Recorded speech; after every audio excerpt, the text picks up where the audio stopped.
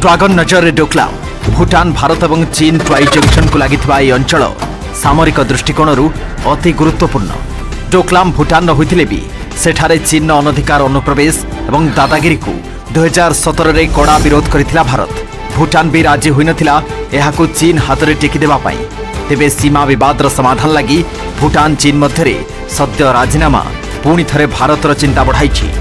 3 step roadmap कहुवा ए राजीनामा द्वारा दुई देश मध्य दशंधि दशंधि धरी लगी रही सीमा विवादर शीघ्र समाधान हेबा नहीं आशंका करा जाउथले भी यह पछरे डोकलाम हातेबा पई चीन प्रच्छन्न अभिसंधि थाई पारे बोली आशंका करा जाउछि। डोकलाम जेहेतु गोटे अपरेज लिमिट रे अछि चाइना सब बेले डोकलाम को ऑक्युपाई करिया चाहिछि। भूटान और चाइना भितरे 470 किलोमीटर आज्ञा बॉर्डर डिस्प्यूट अच्छी नॉर्दर्न सेक्टर रे अच्छी नॉर्दर्न वेस्टर्न सेक्टर रे अच्छी तो से सब प्रकार border dispute overnight sort out करबा सहज नुहे। आपण देखो आमर बॉर्डर डिस्प्यूट चाइना सहित केते दिन धरि चलछि सेटा सॉर्ट आउट होनी तो तेणु करी डोकलाम रो पोजिशनिंग इंडिया पई कोन भूटान भलो भाबरे जानिछि। भूटान बेसी भितर को भी पसिया चाहुनी आ भितरे इंडिया भी तार स्टैंड पॉइंट को ठीक रे रखुछि। भूटान चीन कथबार्ता उपरे कड़ा नजर रखिछि भारत कारण डोकलाम को हाथेबा लगी चीन फंदी फिकर जारी रखिछि। डोकलाम बदल रे अन्य अंचल नेबा पई 1996 रे चीन भूटान को प्रस्ताव देथिला। से भली गत वर्ष मध्य बेजिंग समान प्रस्ताव को दोहराइथिला मात्र भूटान याकू ग्रहण करि नथिला।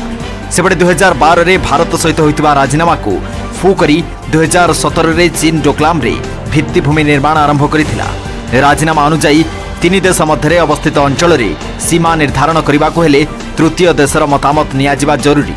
मात्र अमानिया चीन यार उल्लंघन करने पर भारतीय सैन्य पीएलए को बाधा देथिले फल विवादर सूत्रपात होइतिला।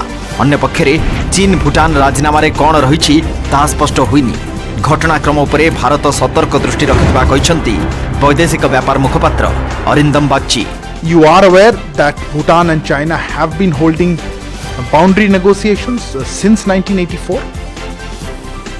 India has similarly been holding boundary negotiations with China. I think for the moment I will limit myself to just these comments on it. As I said, we have noted the development, we are aware of it, and we are also aware, and as you are, that they've been holding boundary negotiations.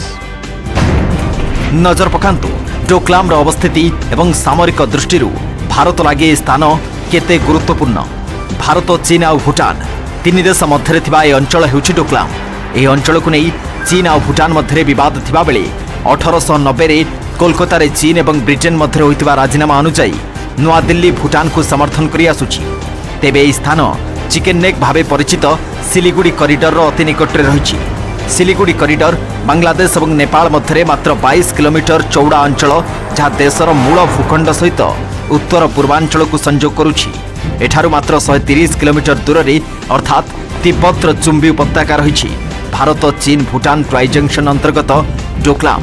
तेणु यह चीन हाथ को जीवा अर्थ भारत पाई घोर विपद कारण युद्ध समय जदि चीन चिकेन नेक को निज नियंत्रण को नहीं जीव ताहले उत्तर पूर्वांचल 8टी राज्य उपरे नियंत्रण रखिबा भारत पाई संभव हेबो नाही। तेणु कोनोसी परिस्थिति रे भी भारत डोकलाम उपरे चीन अधिकार साब्यस्त हेबाकु देबो नाही। हमरो कालिंपोंग और सिक्किम मेनली नॉर्थ ईस्ट जो रीजन ता अछि से रीजन रो जो नैरो पैसेज रो एंट्री ता अछि 20 किलोमीटर रो सेठी जदि डोकलाम रे चाइनीज आर्मी निजु निज स्ट्रांगली पोजिशनिंग कर दबो आम पाई स्ट्रेटेजिकली टिके डिफिकल्ट हबो से जगह को प्रोटेक्ट करिवा पाई कि from every aspect of perspective.